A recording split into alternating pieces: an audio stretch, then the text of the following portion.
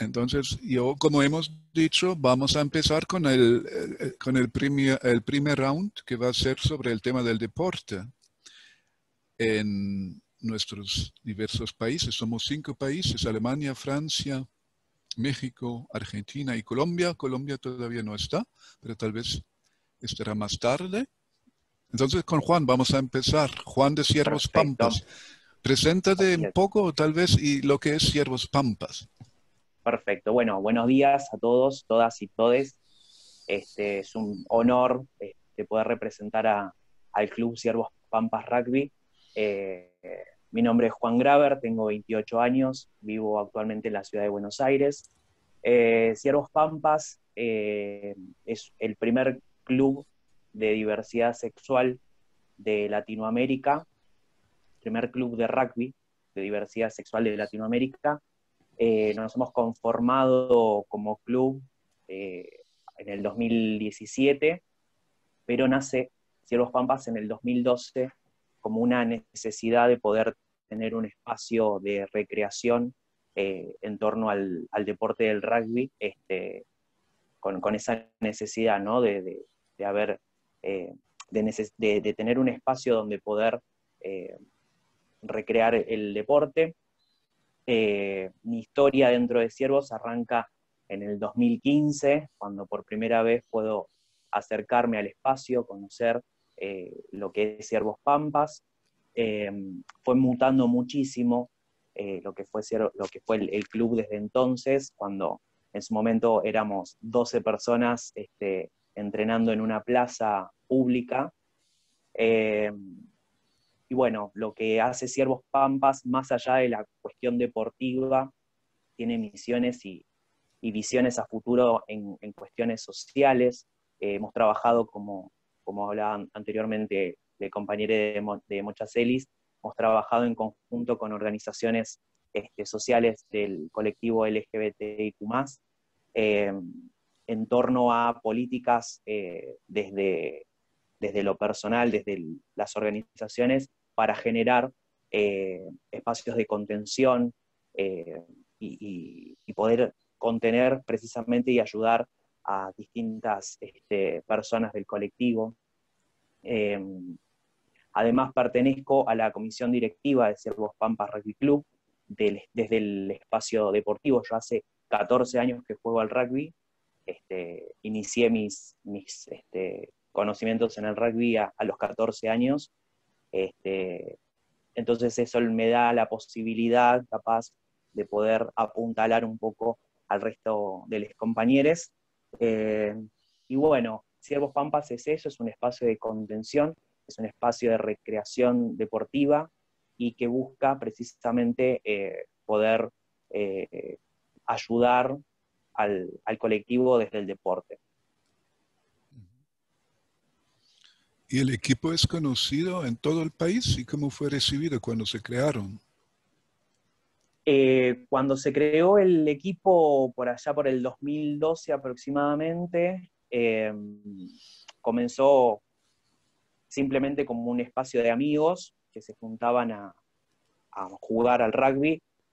No fue tan conocido sino hasta el año 2017, donde desgraciadamente hemos sufrido un ataque homofóbico a un compañero del club de ese momento, el que fue brutalmente golpeado a la salida de una discoteca. Entonces hubo como más visibilización en ese sentido. A veces tenemos que esperar que suceda una tragedia para ser visibles. Y bueno, desde entonces fue como que fue creciendo un poco más la visibilización del club principalmente y de la modalidad de que hay un club de rugby donde el 90% corresponde a gente que es del colectivo LGBTIQ+. Y la verdad que la aceptación fue en un principio de sorpresa, de no entender mucho de a qué se debe, a qué corresponde, pero luego fueron entendiendo cuál es la misión de Ciervos en esto de poder desestigmatizar un poco de que en el deporte del rugby, tan machista, clasista, elitista que es, que pueden haber otras personas que pueden practicar el mismo deporte, e incluso no ser mejores, pero sí poder, como se dice naturalmente, plantear partido. Ok, gracias. Por favor. Y ahora Viviana. A diferencia de Juan, incluirme en un deporte para mí fue más difícil porque lo hice estando a solas. No es fácil encontrar personas, chicas trans, que se incluyan en el deporte de contacto, especialmente porque es un deporte muy machista. Tengo 50 años, cuando viví mi transición lo hice mientras transité el deporte. Soy grande, estoy muy pequeño, entonces como que mi transición la viví. Las artes marciales la empecé muy joven, y entonces todo el paso se fue dando mientras hacía artes marciales. Recuerdo, cuando levanté los puños, que era para enfrentarme a un mundo altamente masculinizado y machista. Participar no fue generosidad ni empatía por parte de ellos, era las herramientas que encontró el patriarcado para que fuera por ellos y así poder castigarme públicamente a las trabas. Había que corregirnos, y creo que a golpe fue su mejor elección. Lo cierto es que yo quería participar, creo que era tratar de salir de la oscuridad, era pelear por mi dignidad, que va más allá de la vida literal. Cada vez que ganaba un combate, el público se exaltaba en reacciones corporales y verbales, gestos, gritos e insultos caían desde las tribunas hacia mí. Yo me encontraba sola. No contaba con personas que apoyaran mi condición. Peleé con el nombre de varón, si bien siempre me maquillé porque quería mostrar la diferencia. De alguna manera intentaba mostrarle a las mujeres que se podían defender frente a un hombre. Venía de haber vivido una infancia donde viví mucha violencia de género. Mi papá solía golpearle mucho a mi mamá, y yo intentaba de alguna manera sentirme que yo era mi mamá peleando con un hombre. Pelear con un hombre que tiene barba y bigote, de este lado yo maquillada, para ellos tampoco le habrá sido fácil. Ellos no pueden permitir que una persona maquillada, una persona feminoide, le pegue una patada en la boca y lo tire al piso. Y si lo hiciera otro profesor, para ellos sería verlo desde que otro profesor se preparó físicamente, fue más rápido, tuvo suerte, tuvo mejores técnicas, tuvo más oportunidades. Que yo le pegara y le derribara, para ellos era violento, o sea, era fuerte. No podían permitir que una persona maricón, que una marica, ganara un combate. Eso hacía que ellos perdieran la razón y el control de los combates, y entonces ya no venían a competir deportivamente conmigo. Venían directamente a golpearme y a derribarme. Mis oponentes siempre estuvieron allí intentando obligarme a bajar la mirada o procurando darme una buena paliza y verme caer. Pero yo seguía ahí, como dije, dispuesta a seguir peleando. En las artes marciales pude encontrar el equilibrio. Defenderme era quitarle la oportunidad a mis enemigos de defenderse. Siempre peleé con el nombre de varón, porque así lo eligieron ellos, era el nombre que me pusieron a hacer. Yo era Vivi para mí y para mi equipo. Llegué a ser sexto dan de artes marciales, también de medallas doradas. Me preocupaba mucho de no perder un combate. Perder un combate significaba ver a una mujer más caer al piso y ser golpeada por un hombre. Eso yo no lo podía permitir. De alguna manera, como dije, peleaba por mí, por mi mamá, y por todas las mujeres frente a una persona machista y violenta. Obviamente, en un principio no aceptaba mi condición, pero sí necesitaba medalla. Argentina necesitaba medalla, y que yo peleara para la Argentina significaba una medalla más para el seleccionado.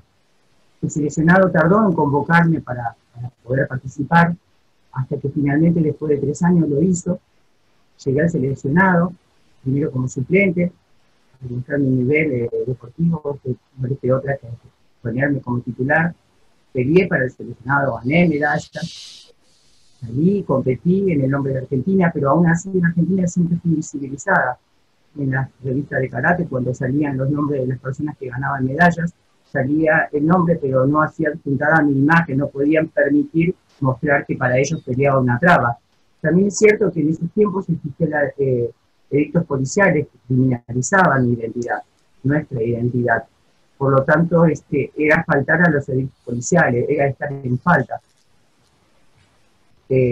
Para nosotras estaban destinados los calabozos, las prisiones, para poder castigarnos. De alguna manera ellos intentaban hacernos desistir de lo que para ellos era un capricho. Para ellos nosotros éramos caprichosos, éramos personas que nos queríamos vestir con una ropa del sexo opuesto. Nosotros entendíamos que eso éramos nosotras, por lo tanto creo que ninguna traba accede a decir quiero ganar mi calabozo, atada de la policía, no quiero ser arrastrada por los pisos. Si llegamos a este punto es porque eso somos en realidad. Es negociar o seguir siendo fiel a lo que sentís. En mi caso fue eso lo que hice. Después de haber competido 5 años para el seleccionado, me retiré, todavía no existía la ley de identidad, por lo tanto en mi documento, en mi DNI, figuraba mi nombre de varón, fue el de David González. Con ellos, para mí yo era David. Me retiré del seleccionado llevándome medallas, llevándome trofeos, llevándome campeonatos. Nunca perdí un combate, me retiré como campeón invicta, pero con esa sensación de vacío que llevé conmigo, de haber ganado mucho y no haber logrado que me dijeran Viviana González, como yo decía. Gracias. Gracias, Viviana. Te vamos a escuchar después también sobre la escuela. Entonces sería ahora la señora Klein, que pueda hablar un poco sobre Francia. Évidemment, moi, je n'ai pas du tout un Obviamente, yo no tengo un testimonio como el que acaba de ser dicho. Me llamo Judith Klein. Agradezco mucho la invitación que me hicieron a todos y a todas. Trabajo en el Ministerio de Educación Nacional en Francia, en una dirección que se ocupa de la enseñanza escolar y lo que llamamos la educación formal. Esto no significa que no pueda hablar un poco de nuestra política en lo que atañe al deporte en la escuela. Quisiera comenzar diciéndoles que la semana pasada sucedió algo que sea probablemente cada vez menos raro hoy en día. Un exjugador que se llama Belkacem testificó, dio un testimonio en la televisión luego de haber escrito un libro sobre la situación de la homofobia en el fútbol. Homofobia que él vivió de joven.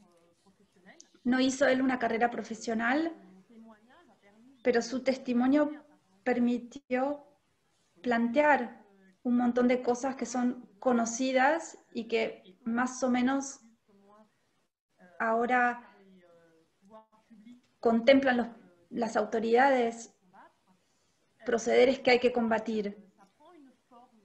Y esto cobra una forma en el Ministerio de Educación Nacional en lo que tiene que ver con el deporte escolar, o sea, lo que organizan las asociaciones deportivas en los últimos años de la primaria y la secundaria. En lo que nosotros llamamos eso llamamos deporte escolar a las actividades que se organizan después del horario. Tenemos una federación que reúne varias asociaciones, es una empresa muy interesante. La homofobia y la transfobia en el deporte son muy importantes. Entonces, ellos llevan a cabo un programa de sensibilización contra la homofobia y la transfobia, y el compromiso de los jóvenes deportistas en sus clubes consiste en trabajar y denunciar para proponer soluciones y luchar contra las fobias. Cada año en Francia, la Unión Nacional de Deporte Escolar organiza Ética y Deporte Escolar, un curso. Esto permite tratar varios casos de violencia, pero en particular de la transfobia y homofobia. Las cosas ahora están planteadas. El Ministerio de Deporte es un ministerio muy activo que ha llevado a cabo campañas muy visibles. El 17 de mayo en particular, se le llamaba la campaña, cuando se dice soplar el silbato, es como decir basta a la transfobia y la homofobia. Así se llamaba la comunicación, la campaña en el día del 17 de mayo. para denunciar la transfobia y la homofobia en el deporte. Eso es lo que puedo decir. La lucha contra la homofobia y la transfobia en la escuela no es únicamente algo que atañe a al personal médico, al personal social o de educación de ciudadanía y educación física, sino también de los profesores de educación física, porque los profesores son los que están en mejores condiciones para llevar a cabo una reflexión con sus colegas y con los niños sobre el cuerpo, sobre cómo la norma homosexual o la norma cisgénero se impone a los cuerpos en el espacio escolar. Muy bien, gracias, señora Klein. Antes de dejar la palabra a Gloria, yo hablaría un poco sobre Alemania, ¿qué le parece? Porque me pidieron no solamente moderar un poco esa charla, sino también dar un input sobre lo que es Alemania. Y en cuanto al deporte, quiero decirles que hay como 70 asociaciones de deporte que son asociaciones queer en Alemania, o sea que en cada ciudad casi hay una asociación, un equipo de deporte queer, LGBTI. Por ejemplo, el de aquí de Colonia, donde yo estoy, se llama Janus y existe desde el año 1980 y tiene más de 1.500 miembros, que es mucho. Así, de esa manera, es la más grande en toda Europa como asociación deportiva queer. Y en estas asociaciones se practican diversas disciplinas, no solamente el fútbol o el tenis o lo que sea, sino varias disciplinas. Entonces, para ellas, estas asociaciones es más fácil tener miembros, como para mi asociación es más difícil. La Asociación de Lesbianas y Gays en Alemania, como somos más bien una organización de incidencia política, entonces la gente no quiere, los jóvenes sobre todo, no quieren afiliarse tanto como a, por ejemplo, una asociación de deporte. Para este tipo de asociación es más fácil. Y una que tiene mucho éxito actualmente en Berlín, en la capital, es una que se llama Box Girls en Berlín. Y ellos hacen boxeo y ellos practican el deporte como para catalizar, como una especie de catalizador para un cambio social en la sociedad, ¿no? Y dicen que entrenarse duramente para combatir el racismo, la homofobia o el sexismo. Y tienen talleres, no solamente practican deporte, sino tienen talleres sobre temas como interseccionalidad, antirracismo, la no discriminación. Entonces también apoyan la fundación de asociaciones parecidas como Box Girls en el Chocó, en Colombia, o en Kenia, Sudáfrica, en estos países. Y ellos tienen un verdadero concepto para jóvenes queer en el deporte, cómo incluirlos en el deporte. Además, les quiero decir que el tema de LGBTI en el deporte ya está presente en este país. Finalmente, después de muchos años de pedir y de reclamarlo, las federaciones de fútbol, por ejemplo, o la Confederación Alemana de Deporte Olímpico, ¿no? Los que mandan a los participantes a los Juegos Olímpicos, tienen ya políticas dentro de la Federación de Inclusión. La Federación Alemana de Fútbol, ellos acaban de darnos una ayuda, un financiamiento para un proyecto a principios de este año, un proyecto como ser un punto de contacto para la diversidad sexual en el deporte, diversidad sexual y de género, desde luego. Y un punto de contacto contra la discriminación en el fútbol. O sea que lo que se hace con este puesto que tenemos ahora dentro de nuestra asociación es el tema de la educación para multiplicadoras como entrenadores, árbitros, jugadores, pero también para hinchas ¿no? De fútbol, por ejemplo.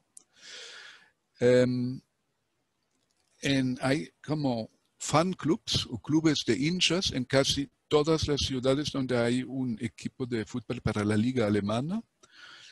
Y el tema está muy presente actualmente en los temas en los medios deportivos del país. O sea que se ha hecho mucho en cuanto al deporte en este país en los últimos meses, o diría en los últimos años. Siempre desde luego se está hablando de quién es el jugador en el fútbol, que es el primer gay. Todavía no hay ninguno abiertamente gay, porque no se puede recomendarles de ser abiertamente gays, porque habría como mucha hostilidad en los estadios, por ejemplo. ¿Y cómo es entonces, Gloria? ¿Qué nos cuentas de México? Bueno, muchas gracias. Yo soy Gloria Careaga y coordino la Fundación Arcoíris en México. Creo que en nuestro país realmente el apoyo para el deporte, para personas LGBT, ha sido muy limitado.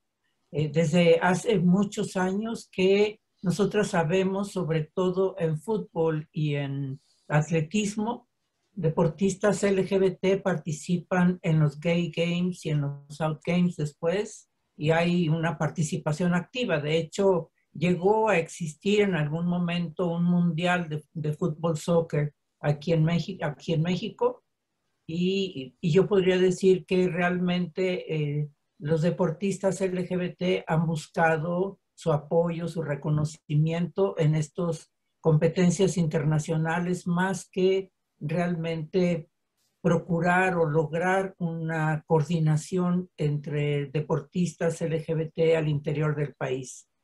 Conozco la existencia también de un equipo de básquetbol que tiene ya varios años en una de las ciudades del norte del país, pero no hay mucho más ejercicio o organización deportiva al interior. A mí me llamó mucho la atención que para los Out Games que se celebraron en Copenhague, realmente gracias al vínculo que estableció el comité organizador con el gobierno de la Ciudad de México, logramos por primera ocasión que el gobernador de la Ciudad de México entregara a la delegación que íbamos a Copenhague una bandera mexicana, los uniformes para participar, pero ha sido la única ocasión en que hemos recibido el reconocimiento de parte de las autoridades.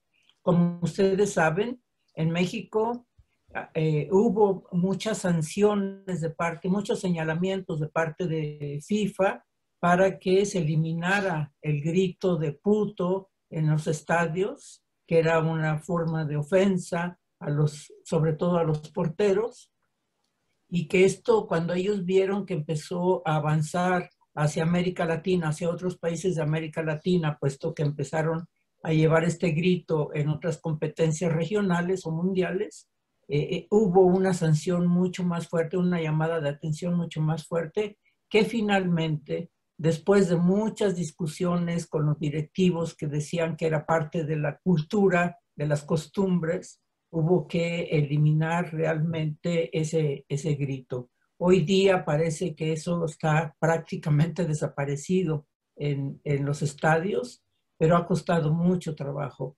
Nosotros como organización, la Fundación Arcoíris ha buscado el contacto con algunas de estas asociaciones precisamente para buscar que haya una manifestación en contra de la homofobia, puesto que sí hay algunas manifestaciones contra el sexismo, contra la misoginia, incluso contra el racismo, pero hasta hoy no hemos logrado que haya un pronunciamiento claro en contra de la homofobia. Es decir, todavía tenemos ese desafío enfrente y me parece que tenemos que lograrlo algún día, ¿no? Nosotras tenemos la confianza de que así como se logró eliminar el grito homofóbico en los estadios, que logremos que realmente haya una política pública de parte de las asociaciones deportivas para romper con estos diques. Me gusta mucho lo que Judith nos ha comentado de lo que pasa en las escuelas y creo que tenemos que tener más intercambios de este tipo para buscar otras estrategias a través de las cuales podamos ir rompiendo estos diques. realmente celebro esta oportunidad. Muchas gracias. Gracias, Gloria. Entonces pasaríamos del tema de deporte al tema de la educación. ¿Les parece bien? Hablar sobre las escuelas, lo que está pasando en las escuelas, si hay modelos, si hay buenos ejemplos. Entonces daría la palabra a Francisco para que nos hable de una escuela donde él trabaja. Hola, ¿qué tal? Bueno, muchas gracias por la invitación. Saludo a todas, todos y todes en sus respectivos países. Aquí desde Argentina estamos celebrando hoy 9 años de la Ley de Identidad de Género. Es una ley muy importante para nosotros y nosotras, y que es un modelo para la región y el mundo. El bachillerato travesti trans Morchacelis nace en ese contexto. Este año también estamos cumpliendo 10 años porque lo fundamos el 11 del 11 del año 2011, al calor de la discusión de la ley de matrimonio igualitario y la ley de identidad de género. Entre esas dos leyes nace el bachillerato Morchacelis. Lleva el nombre de una travesti asesinada en los años 90 por la policía en un crimen que quedó impune, y que, según cuentan sus compañeras, Mocha no sabía leer ni escribir y que deseaba mucho finalizar los estudios secundarios. Este bachillerato está orientado hacia la población travesti trans, pero no es exclusivo, sino que puede venir cualquier persona mayor de 16 años que quiera terminar los estudios secundarios. Una ventaja que tenemos en Argentina es que la educación es pública, laica y gratuita, y nosotros y nosotras le venimos a agregar la perspectiva de género, la diversidad cultural y la diversidad sexual. Es una experiencia educativa que fue tomada como modelo para otros países como Chile, Brasil, Costa Rica y Paraguay, que ya tienen algunas experiencias educativas con sus respectivas situaciones, porque en otros países la educación tiene otras barreras, que es de un acceso privado quizás, y tiene unos costos mucho más complejos, o o está relacionada con la situación en la que cada quien se encuentre, y según la calificación que obtenga en el momento de la educación media, puede continuar sus estudios en las universidades a partir de esa nota que tenga, ¿no? Digo, si una persona tiene obtiene un promedio general, le permitirá acceder a determinadas carreras según ese promedio, ¿no? Eso en Argentina no sucede y es una ventaja, pero sí necesitamos trabajar sobre la diversidad, ¿no? Que se pueda adquirir el paradigma de la diversidad en las escuelas. Tenemos ventajas como la ley de identidad de género, como les contaba, la ley de matrimonio igualitario y la ley de educación sexual integral como transversales para trabajar en la educación, pero es cierto también que la educación ha sido muy expulsiva, sobre todo con la población travesti trans, y las estadísticas indican que coincide la socialización de la identidad con la deserción escolar, ¿no? Esto quiere decir que cuando una persona manifiesta públicamente su orientación sexual o su identidad de género, inmediatamente queda por fuera del sistema educativo. Coincide eso y es sobre lo que nosotras y nosotros trabajamos. Morchacelis lo que pretende es mostrar que si hay decisión política, las escuelas pueden tener este paradigma de la diversidad y puede replicarse esta experiencia donde se quiera. No se necesitan demasiados recursos, solo formación y capacitación de parte de directivos, directivas y docentes que se formen en género y diversidad para ser escuelas más inclusivas, ¿no? Que hablen de la realidad, porque en general las escuelas tienden a heterosexualizar al estudiantado, pero también a sus docentes. No se habla de la sexualidad, no se habla de la orientación sexual, son temas tabú, son temas prohibidos, y son temas que en general se asocian con la vida privada de las personas. Y en realidad nuestra sexualidad es pública, nuestra identidad es pública, transitamos los espacios educativos y los espacios, digamos, de la vida social, atravesados por nuestra identidad. Entonces, en ese sentido, la escuela, vuelvo a repetir, no es exclusiva ni pretende ser un apartheid para la población travesti trans, sino que todo lo contrario, desde poner de manifiesto la palabra travesti y trans como desde una teoría travesti trans latinoamericana, podemos abrazar a todas las personas porque somos personas diversas. Todas y todos conformamos una gran diversidad y es desde ahí donde trabajamos. Este año, a través de tener una nueva política pública que es un decreto nacional por el cupo laboral travesti trans que incorpora a la población trans al trabajo o al empleo formal dentro de el Estado, hace que nos haya crecido exponencialmente la matrícula. Normalmente teníamos 30 estudiantes por curso, es una escuela muy chica, y pasamos a tener más de 100 estudiantes por curso, o sea, 300 estudiantes cuando normalmente teníamos 90. Y, por ejemplo, para la terminalidad primaria teníamos 5 o 6 estudiantes y ahora tenemos 50. Esto quiere decir que cuando hay políticas públicas que dialogan y que trabajan transversalmente, bueno, toda la población que ha quedado por fuera del sistema educativo también encuentra un sentido en poder estudiar. Recordemos que el promedio de vida de las personas travestis y trans en Latinoamérica es de 35 a 40 años, que es la mitad del promedio de vida del resto de la población. Entonces, en ese sentido, la educación es un eje transversal, es una columna vertebral, pero también trabaja desde ahí para el acceso a derechos. Como dice nuestra travesti dirigente fallecida, Luana Berkins, para reclamar un derecho, primero lo tenés que conocer. Entonces la escuela funciona también como difusora de derechos, no solamente para el acceso a la educación, sino para una vida plena, porque hasta el año 2012, que se sanciona la Ley de Identidad de Género, las personas travestis y trans no eran consideradas sujetas y sujetos de derecho. Es desde ahí que se deja de perseguir con los edictos policiales, porque aquí había edictos policiales que perseguían a las personas trans con artículos como vestir las ropas del sexo opuesto. Eso era un delito y te llevaban presa 14 o 15 días solo por vestir las ropas del sexo opuesto.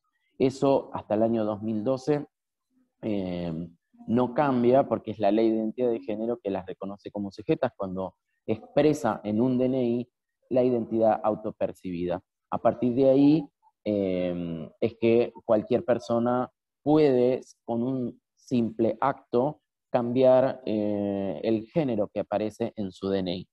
Y hoy en día estamos discutiendo para que ese género, que sigue siendo binario, varón-mujer, pueda reflejar las identidades diversas que hay y poder, por ejemplo, si yo quiero, elegir la T que represente travestis, transexuales o transgéneros, ¿no? Hemos avanzado muchísimo, pero falta mucho también en la práctica, en la cotidianidad, que cambien cabezas, y eso también se hace desde la educación, teniendo materias en cualquier carrera universitaria que pueda formar profesionales que tengan perspectiva de género para el momento de tener que atender a cualquier persona, lo puedan hacer con esa perspectiva y no asumiendo ni el género de la persona o discriminando o violentando según los prejuicios que cada quien tiene por no tener formación académica.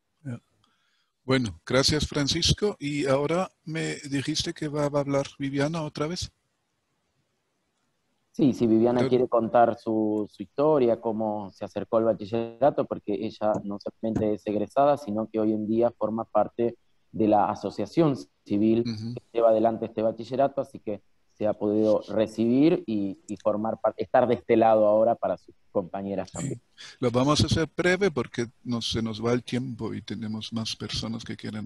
Nos recibió un chico, 2 chicas trans, y se pusieron a hablar entre ellos, y en un momento la persona que nos recibió me preguntó si me quería inscribir. Yo no sabía qué era. Le pregunté, no sé lo que es este lugar, y me dijo, esto es una escuela, al cual yo me sorprendí porque le había dicho a la persona que me llevó que no quería inscribirme en el colegio. La persona que me llevó dijo algo sin conocerme porque me había visto solamente ese día, y le respondió a él, la tuve que traer engañada porque ella prefiere, perdón la palabra, pero ella dijo esto, ella prefiere seguir chupando tintas en las zonas rojas antes de ir a la escuela. Y ella no sabe cuánto hubiera dado yo de mi vida por haber podido ir a la escuela.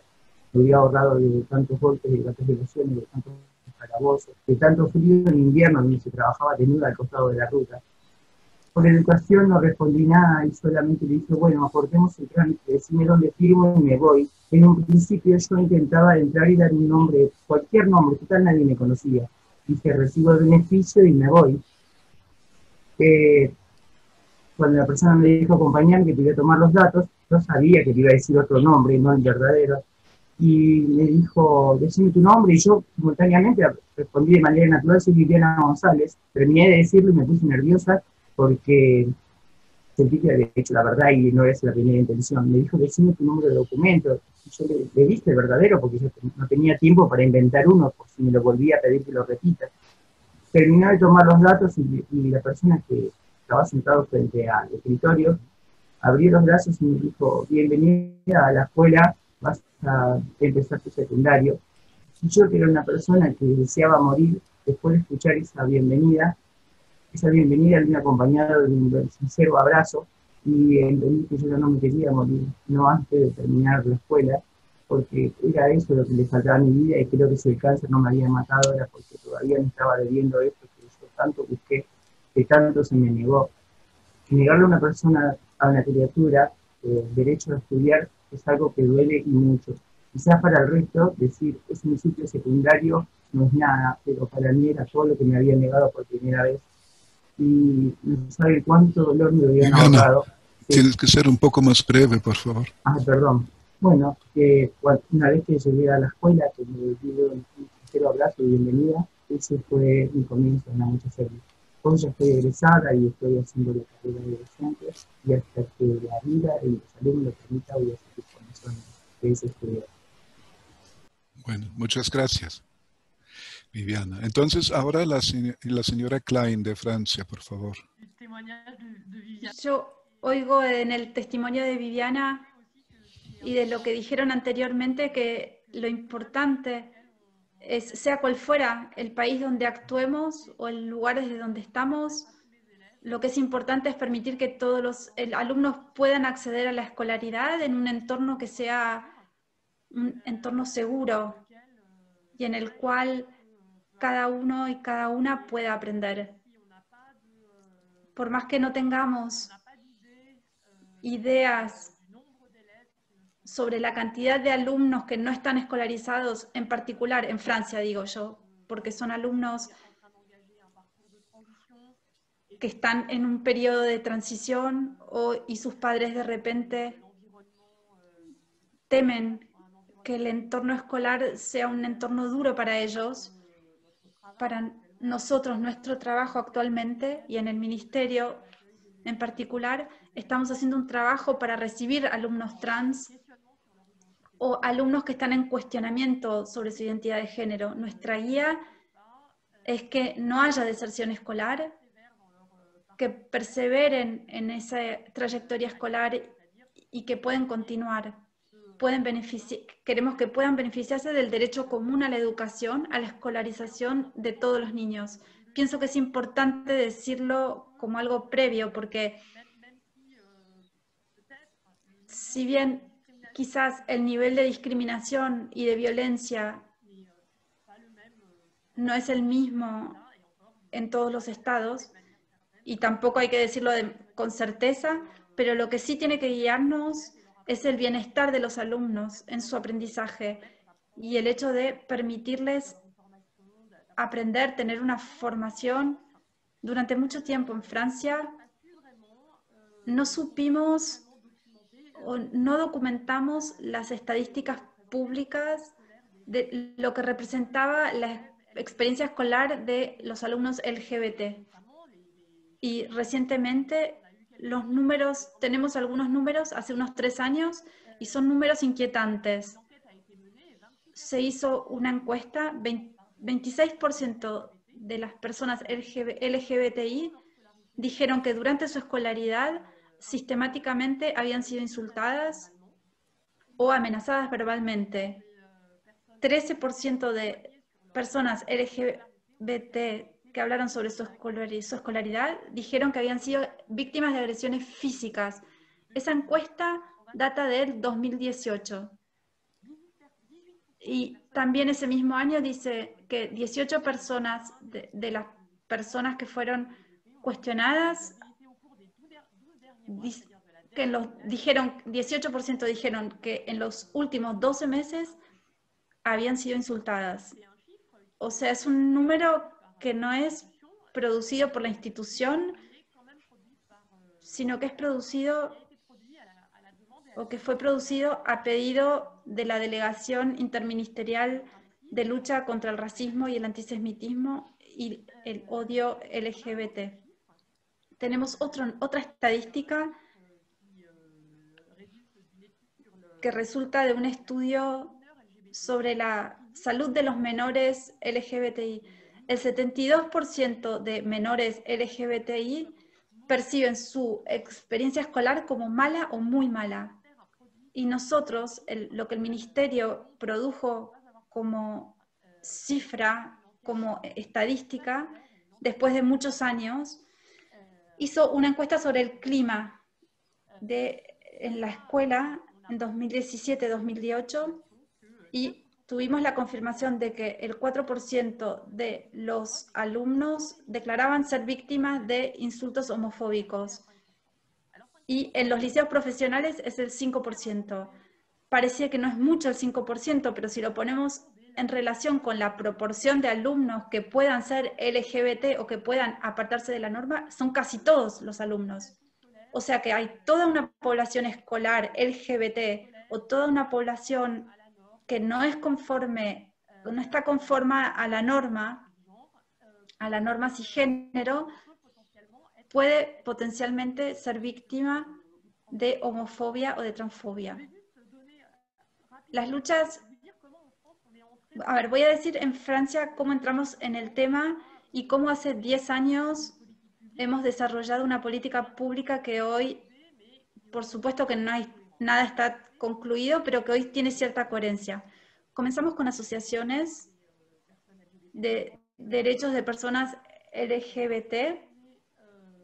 Empezamos proponiendo poner a disposición una línea telefónica para que los alumnos, las familias, los docentes, el personal educativo pudiera llamar para pedir consejo, un consejo cómo actuar o alguna información que pueda ayudar a un alumno que está cuestionándose sobre su identidad de género o identidad sexual y que pueda haber un especialista.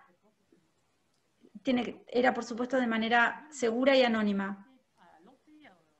Comenzamos lanzando en Francia en los establecimientos de últimos años de primaria y secundaria campañas de sensibilización organizadas con asociaciones, la asociación que tenía esa línea telefónica. Retrospectivamente, la primera campaña, esto se hizo durante 4 años, fue una campaña que se dirigía a las personas, eventualmente a los aliados, pero se dirigía a la comunidad. Ustedes tienen una responsabilidad en el hecho de que la escuela tiene que ser un lugar de aprendizaje y de seguridad para los alumnos, en particular LGBT. Cuando repensamos esta campaña, estoy hablando de 2015, recién empezábamos a introducir en las currículas, en la educación ciudadana, la cuestión de la homofobia y la transfobia. La homofobia, la transfobia, la historia de las luchas de los movimientos LGBT, la historia de las luchas por la adquisición de derechos, todo eso forma parte de los programas de lo que llamamos educación moral y cívica. todos los alumnos a partir del principio de su escolaridad, se aborda la transidentidad, se habla más adelante y todos tienen una sensibilización respecto del tema. No es que todos los docentes dan esos programas, pero en cualquier caso sí que está inscripto y se está formando al personal para que esas cuestiones LGBT sean temas de enseñanza como cualquier otro. Porque durante mucho tiempo nos dimos cuenta que los docentes que abordaban esos temas a menudo eran docentes que estaban directamente implicados con ese tema y muchos otros dudaban o temían meterse en esos temas porque temían ser estigmatizados o ser acusados de ser docente o persona LGBT. Eso también sucede en la cabeza del personal educativo y de los adultos en general cuando juegan un rol de educadores. Cuando lanzamos la segunda campaña pensamos, hay que insistir en los aliados, la necesidad de crear una comunidad alrededor de los alumnos y también hay que cuestionar la norma, como decía.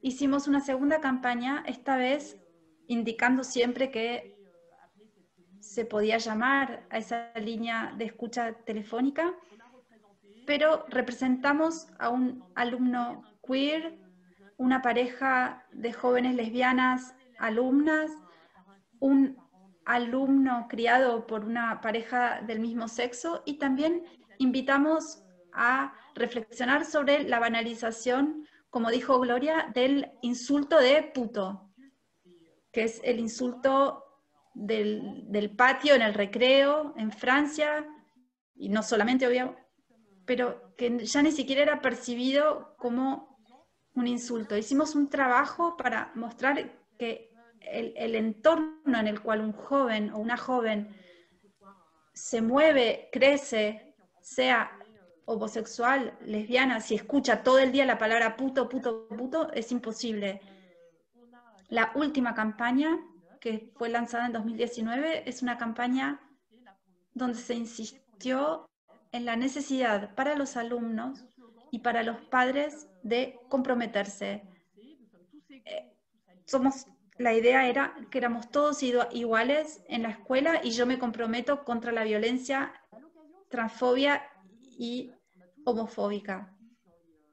Enviamos afiches, como siempre, a todos los establecimientos escolares, pero esta vez también tuvimos 4 testimonios de exalumnos muy jóvenes, youtubers, que aceptaron dar testimonio de su experiencia escolar y de lo que probablemente les habría ayudado a ellos al momento de ser alumnos para vivir mejor, el no tardar tanto a hacer la transición o vivir su orientación sexual o de bisexual o lesbiana o gay en un entorno escolar más contenedor. Así es como nosotros procedimos. Obviamente, si tengo 2 minutos, las campañas de comunicación y de sensibilización tienen que estar exhibidas en los establecimientos y que también sirvan como soporte pedagógico y que puedan acompañar la organización del debate. Realmente en las disciplinas que se enseñan en las escuelas, las cuestiones LGBT tienen que ser visibilizadas. Tienen que formar parte del programa, del soporte pedagógico también, que los alumnos puedan reconocerse también en un ejercicio, en un manual escolar, que sean visibles, que estén representados. Y eso es muy, muy raro todavía. Y el segundo incentivo que utilizamos fue dar pie a que actuaran las asociaciones, que vengan a las aulas para sensibilizar en torno a estas cuestiones. A nivel nacional tenemos varias asociaciones grandes que defienden los derechos de las personas LGBT, tienen una autorización del ministerio y reciben también subvenciones. El ministerio lo subvenciona, pero también la delegación interministerial de las que les hablaba hace un rato, que habla que trata el odio de LGBT. Sabemos que estas campañas tienen límites, por supuesto, porque las asociaciones no pueden ir por todas las escuelas de todo el territorio, y además que cuando uno interviene ante los alumnos, es también importante, como decía, que los docentes se apropien de estos temas. Nuestro desafío es que ahora los docentes se formen, y sobre todo a través de las asociaciones. Así que existe un desafío en materia de formación. Y la última cosa sobre la que estamos trabajando ahora en Francia, en los establecimientos escolares, es en torno a instancias en las cuales los alumnos estén representados. Por ejemplo, el Consejo de la Vida Secundaria. Editamos un pequeño documento en esos recintos para que los alumnos hagan un diagnóstico a escala del establecimiento, de la escuela de ellos, piensen en cómo hacer que su escuela sea un lugar de igualdad, de diversidad y contra la violencia. Y el año que viene, si nos volvemos a ver, o si continuamos el intercambio, vamos a hacer una encuesta para saber en los establecimientos escolares. Hicimos un pequeño documento con algunas preguntas para elaborar un diagnóstico que los alumnos pueden responder y empezar a reflexionar y ver cómo ese documento fue utilizado y cómo se lo apropiaron. Y sabemos que por más que hayamos hecho todo eso, queda muchísimo por hacer todavía. Muchas gracias. Muchas gracias, señora Klein. Yo quiero dar la bienvenida a Juan Rivera de Colombia. Ya estamos casi acabando porque empezamos a las 4, o sea, hora alemana, hace una hora ya. Y bueno, quiero darte la bienvenida de la palabra antes de dar la palabra otra vez a Gloria. Si quieres hablar sobre planes de educación en Colombia y lo que está haciendo Colombia Diversa.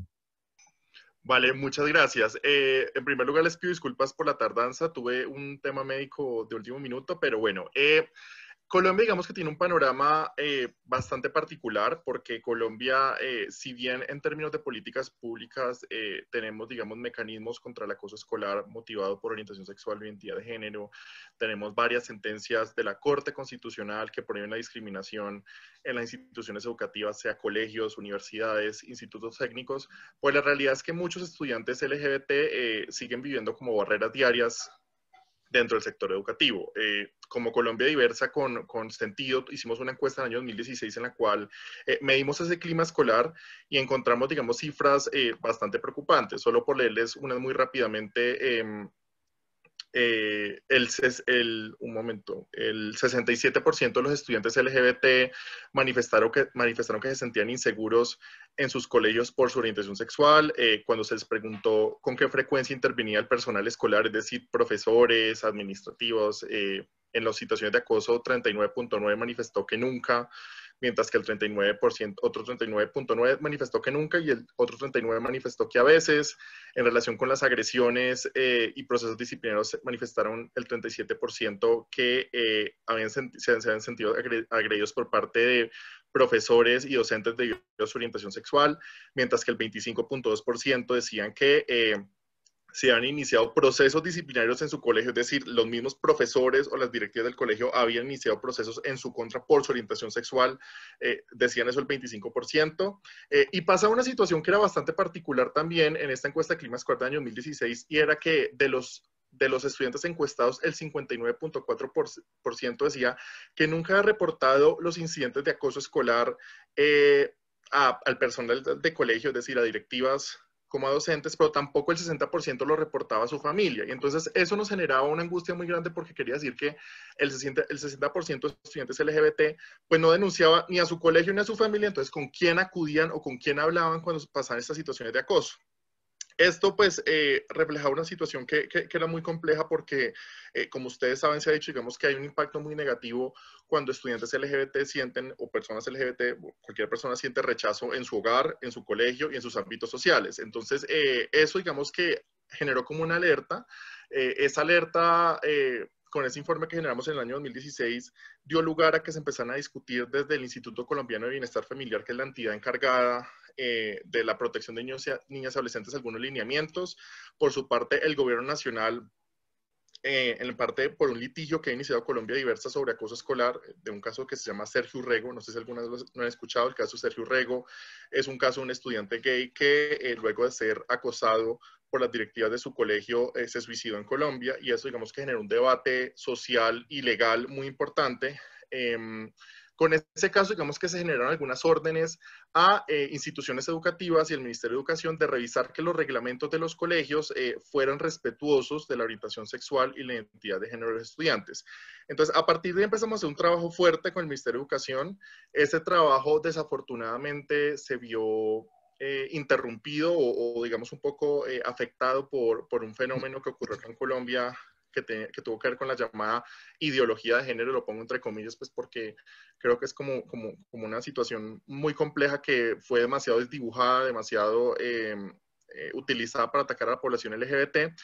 Y a partir de ahí se dieron algunas interrupciones. Sin embargo, digamos, como Colombia Diversa, lo que hemos venido haciendo es siempre tratar de, primero, tener un canal abierto para que estudiantes LGBT puedan comunicarse con nosotros y nosotras y pedir asesoría legal o pedir, digamos, apoyo.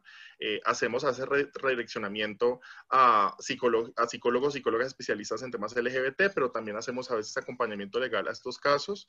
Desafortunadamente, en Colombia la pandemia y el COVID-19 tuvo un impacto nefasto en los estudiantes LGBT, porque muchos de ellos y ellas encontraban en sus colegios algunos espacios para socializar con otros compañeros y compañeras que los respetan y los aceptaban.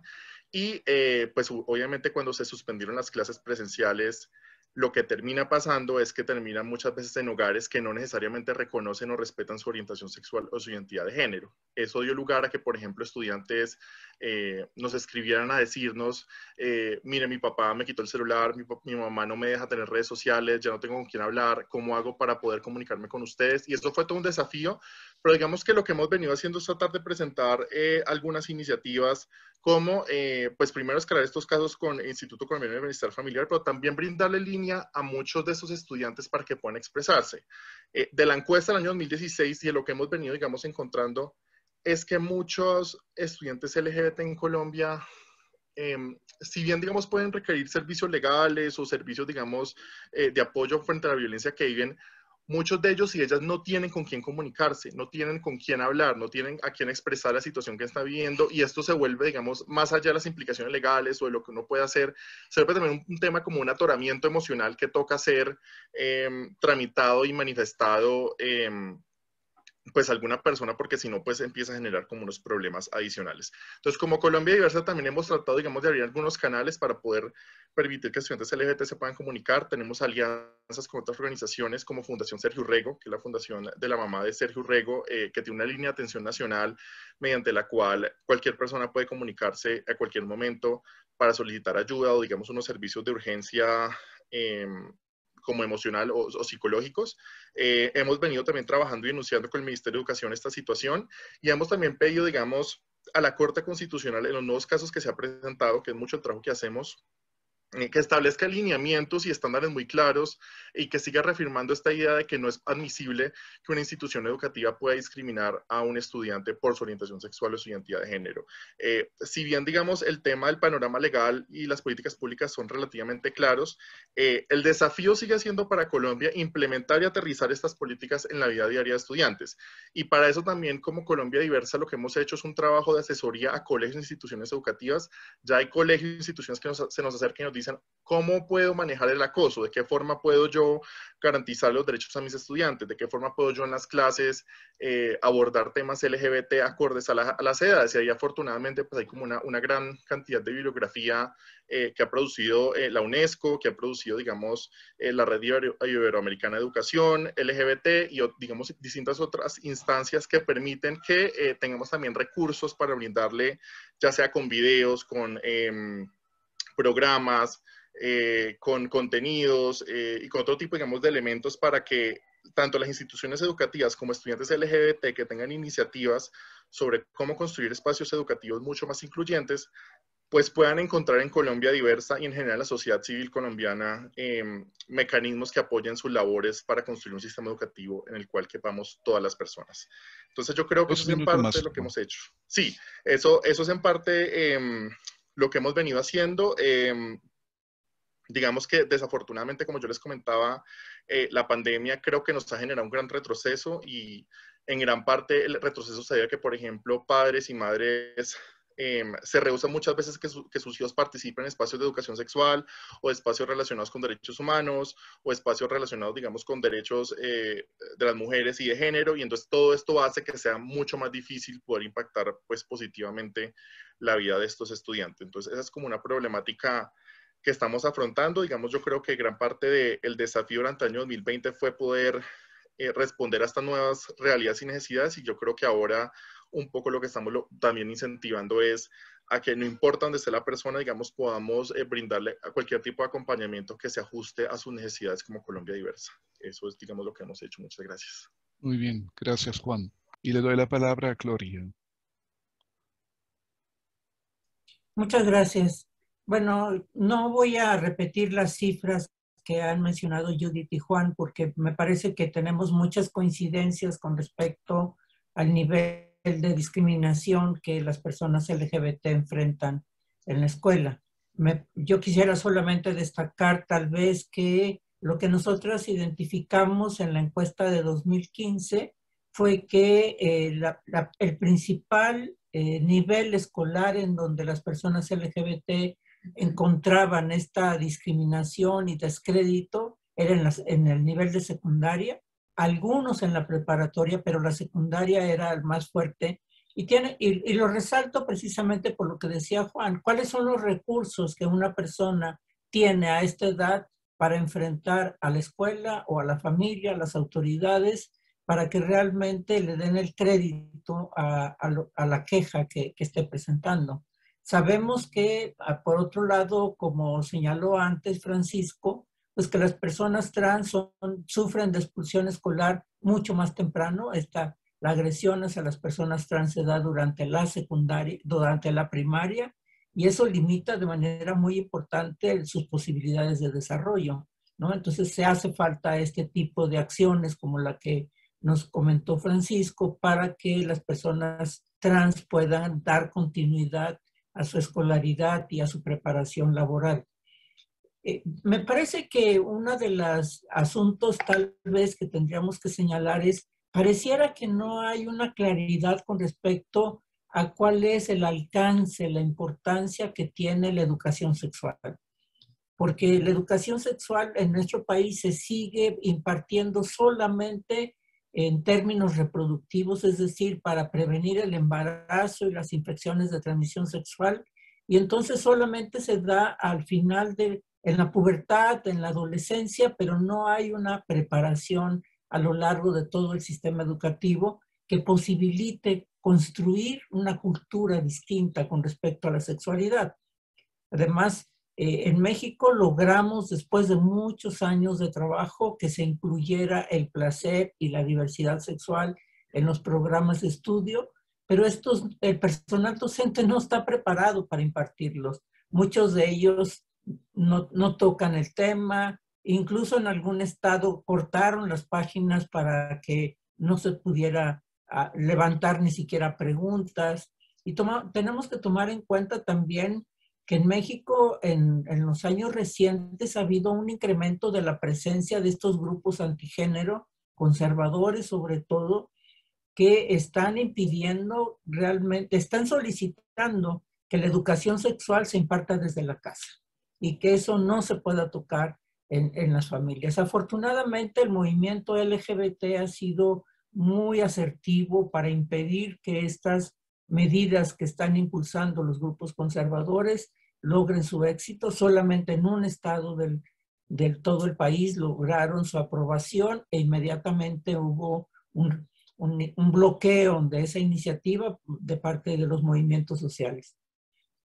Me preocupa que en México quienes han levantado datos sobre la discriminación y violencia a los derechos de las personas LGBT solamente son las instancias autónomas que son parte del gobierno, pero que están desde un lugar de autonomía, como es la Comisión de Atención a Víctimas, la Comisión Nacional de Derechos Humanos, el Consejo contra la Discriminación. Ellos han hecho investigaciones en donde muestran precisamente esta vulnerabilidad en que nos encontramos las personas LGBT en el país. Y hoy día el gobierno pretende eliminar a todas las instancias autónomas y regresar otra vez al modelo del Ejecutivo, quien dé la política pública y quien oriente las acciones de gobierno. Esta es una gran preocupación para la población LGBT, para quienes defendemos esos derechos, porque se pone en riesgo los pocos avances que habíamos logrado, puesto que han sido solamente estos organismos los que han puesto la atención sobre la población LGBT. No existen políticas públicas en favor de las personas LGBT y, como dije, las pocas que se han desarrollado pues tienen que ver con la salud, con las infecciones de transmisión sexual, el SIDA y estos programas de educación sexual que apenas empiezan a tocar el tema y que ya están recibiendo rechazo de parte de los grupos conservadores e incapacidad de parte del personal docente. Muchas gracias.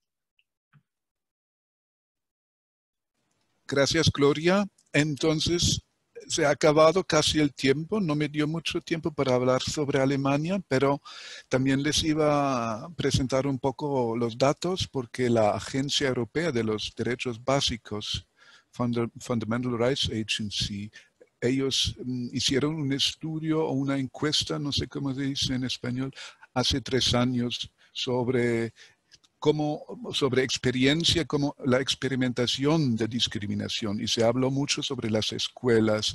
Y entonces en Alemania también los alumnos, las alumnas dijeron que se sentían no bien preparados con el tema LGBTI, que hay mucho acoso en las escuelas, que el profesorado no está bien preparado para tratar el asunto LGBTI, y nosotros como asociación trabajamos para aumentar lo que llamamos la capacidad de arcoíris, ¿no? Rainbow capacity, dentro de las escuelas, pero también dentro de la sociedad civil en general, en los consejos donde van las familias para tener consulta, en el deporte, incluso en la cooperación internacional hay que llevar capacitación arcoíris, como decimos.